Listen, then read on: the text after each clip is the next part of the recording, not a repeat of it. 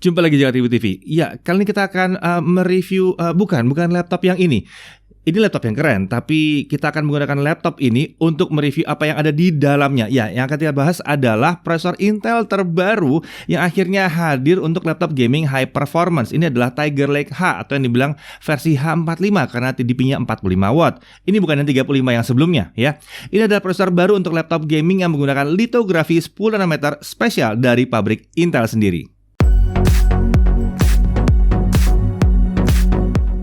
Ya, baru-baru ini Intel meluncurkan prosesor Intel Core generasi 11 atau Tiger Lake H yang ditujukan untuk laptop performa tinggi seperti laptop gaming, content creation, atau untuk rendering 3D. Ya, prosesor Intel Core generasi 11 Tiger Lake H ini menggantikan prosesor Intel Core generasi ke-10 atau Comet Lake H. Ya, spesifikasi umumnya itu adalah codename-nya Tiger Lake H, jelas ya.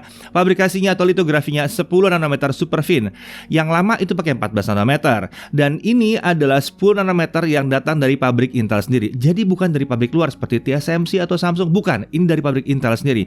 Ini membuatnya spesial karena 10 nanometer memang khusus dirancang untuk si prosesor ini sendiri ya.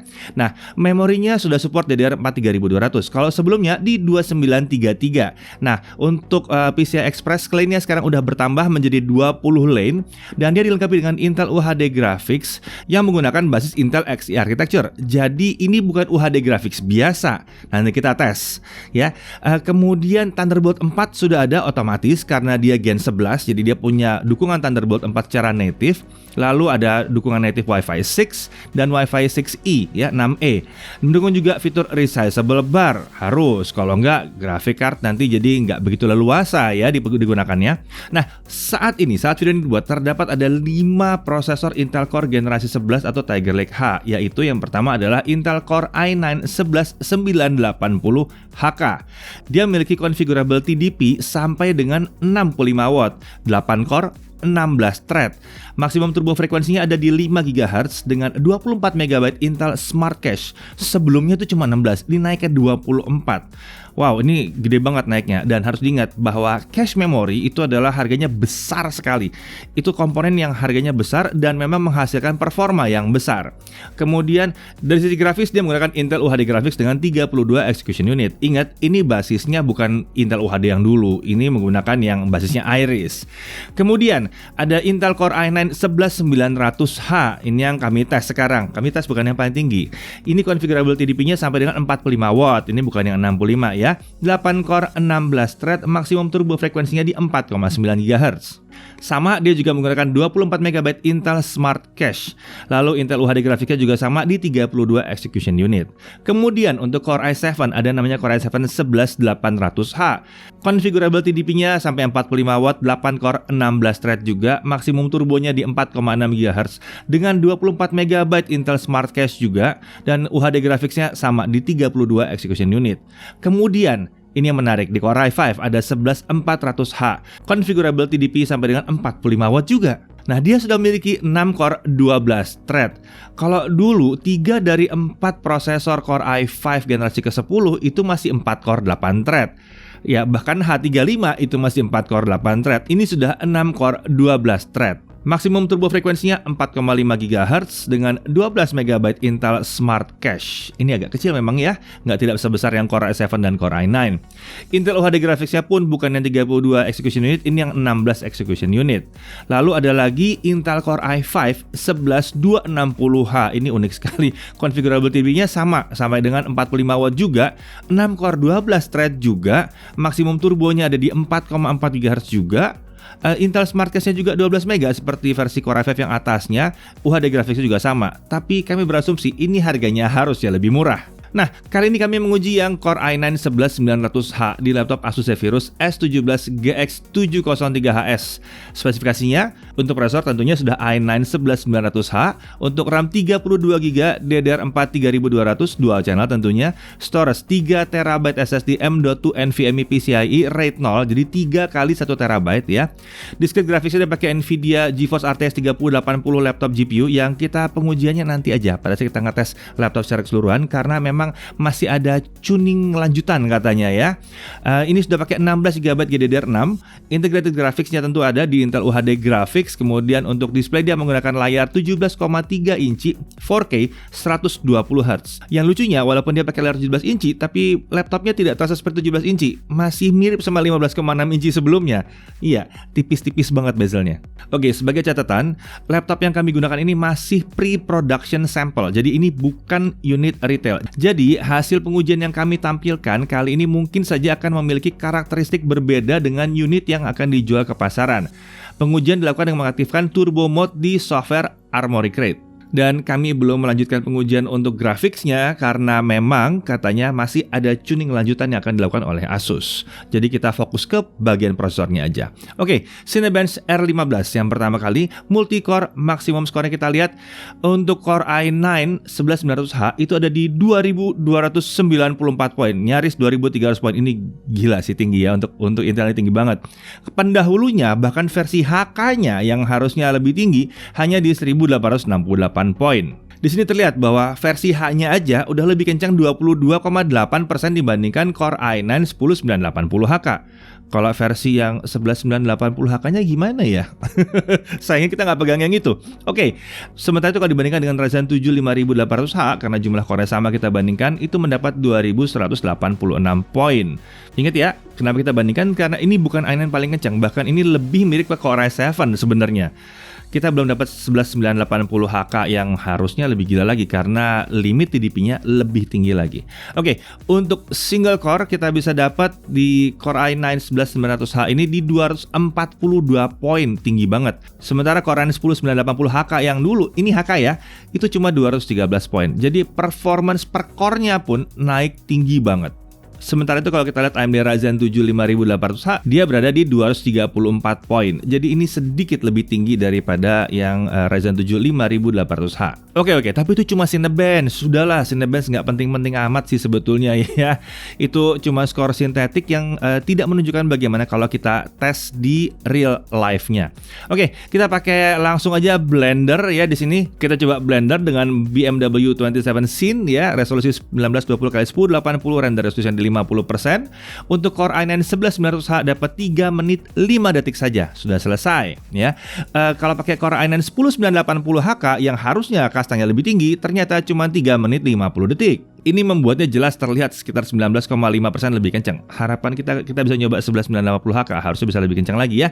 Lalu untuk AMD Ryzen 7 5800H itu ada di 3 menit 20 detik. Nah, sekarang kita bergeser ke Adobe Premiere Pro sisi 2021. Skenario pertama kita pakai skenario yang 4K 60 seperti biasa. Videonya adalah video 2 menit 7 detik. Jadi kami berharap mencari sesuatu yang hasilnya dekat dengan 2 menit 7 detik. Mari kita coba kalau kita ngerender hanya pakai software. Jadi hanya core-nya aja yang dipakai, kita tidak pakai integrated graphics-nya. Ya, oke.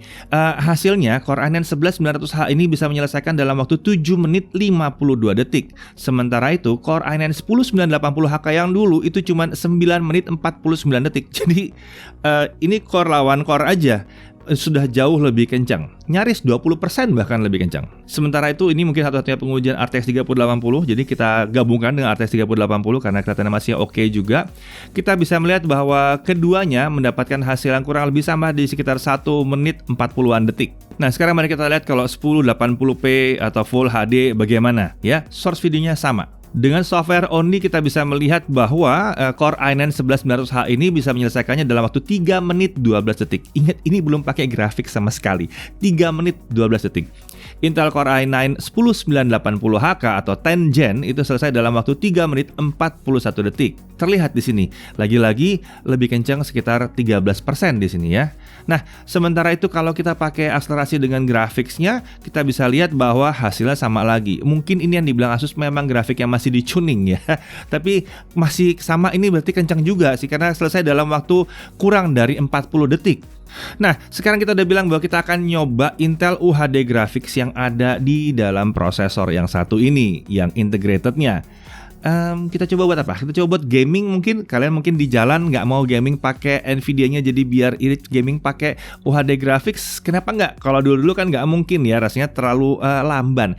Kita coba dulu Dota 2 1920x1080 quality perceptive fastest, rendering scale 100%. Scene berat bisa dapat 60 sampai 70 fps. Lalu scene ringannya bisa sampai 110 fps. Jadi mau main Dota 2 di sini bisa banget, nggak ada masalah. Lalu untuk CS:GO 1920x1080 ya, quality percentage kita taruh di low, kita bisa dapat 80 sampai 110 fps. Mungkin ini belum level kompetitif, tapi ini udah lumayan kencang, udah sangat dekat dengan level kompetitif, luar biasa ya.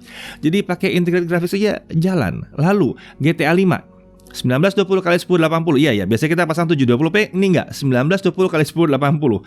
Quality settingnya di normal. Kita masih bisa dapat 45 sampai 55 fps. Oh, nice. Lalu untuk Genshin Impact 1280x720 quality percentnya lowest, render scale-nya masih 1.0. Ini stabil di 60 fps. Sesekali aja dia turun ke 55 fps. Masih bisa main game juga. Shadow of the Tomb Raider 720p quality percent low. Ya, sayangnya ini emang kurang kena ya, karena sistem grafik yang dihajar di sini 20 sampai 25 fps. Tapi ya untungnya game ini masih lumayan nyaman lah dimainin di bawah 30 fps.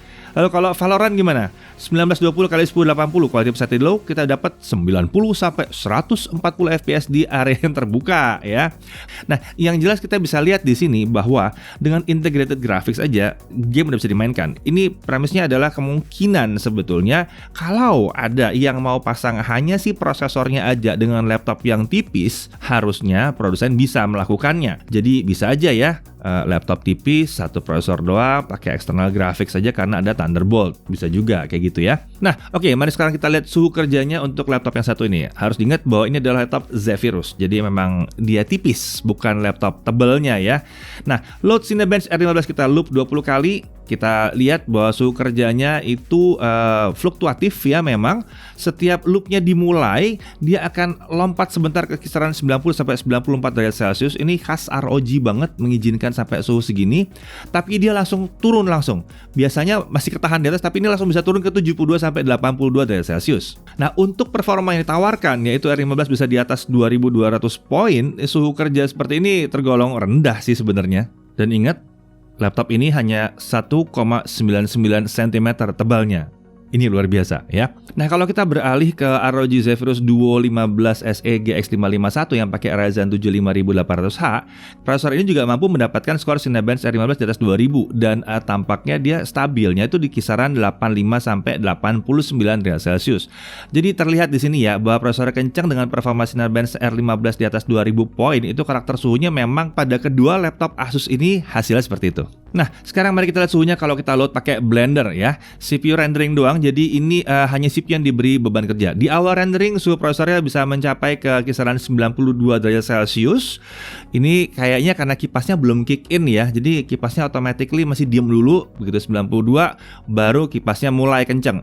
Nah, suhu prosesor kemudian turun berfluktuatif kira-kira di 70 sampai 80 derajat Celcius sampai dengan akhir pengujian. Lalu kalau kita pakai Premiere, lagi-lagi kita bebani hanya sisi prosesornya saja. Kita bisa lihat beberapa menit awal durasi ekspor suhu prosesor itu berfluktuatif di kisaran 80 sampai 85 derajat Celcius. Tapi kemudian setelah kipasnya kick in, suhu prosesornya kemudian turun ke 75 sampai 80 derajat Celcius. Jadi, hal yang menarik di sini kita bisa melihat bahwa peningkatan performa CPU hingga 2 digit ya, hingga puluhan persen, baik di skenario multi-core maupun single core. Padahal ini cuma naik satu generasi doang, dari 10 ke 11. Biasanya Intel tuh naiknya tuh maksimum 10% per generasi. Ya, kemudian performa integrated graphics tergolong kencang walaupun hanya pakai 32 execution unit dan RAM 3200. Kalau di laptop-laptop tipis itu kan RAM-nya udah 4000-an ya, bukan 3200 lagi. Ini membuatnya cocok kalau ada yang membuat laptop hanya dengan prosesor ini aja, karena ternyata walaupun namanya Intel UHD, kencang juga ya. Peningkatan ukuran cache yang masif dibandingkan generasi sebelumnya dari 16MB ke 24MB untuk versi Core i7 dan Core i9 ini menarik sekali karena peningkatan 50%. Ingat, cache memori itu adalah salah satu part paling mahal dari sebuah prosesor, dan cache memori pun yang membuat prosesor itu bisa menghasilkan performa lebih tinggi dan lebih konsisten. Lalu dia siap juga untuk discrete GPU yang menggunakan PCI Express Gen 4. Lalu dia juga udah siap untuk Thunderbolt 4 dan tentunya Thunderbolt 3 juga bisa. Suhu kerjanya nggak terlalu tinggi, ya, tidak terlalu tinggi mengingat performanya yang luar biasa monster. Kita nggak nyangka bahwa prosesor Intel generasi ke-11 ini bisa membawa banyak perubahan dibandingkan pendahulunya, baik dari segi performa maupun teknologi di dalamnya. Laptop gaming dengan prosesor Intel Core generasi 11 ini tampaknya akan jadi pilihan yang cukup menarik di tahun 2021 buat kalian yang nyari laptop performance tinggi. Oh ya, sebenarnya yang akan menarik di generasi ini sebetulnya adalah Core i5 yang kita bahas tadi. Kalau kami cek, harganya di website Intel itu sama dengan Core i5 pendahulunya. Padahal ada peningkatan jumlah core dan cache memory dari 8 jadi 12 MB. Sepertinya laptop gaming atau laptop high performance di kelas terjangkau pun akan jadi makin menarik. Nggak sabar rasanya mau ngetes yang satu itu. Saya Dirvan, Jaga TV TV.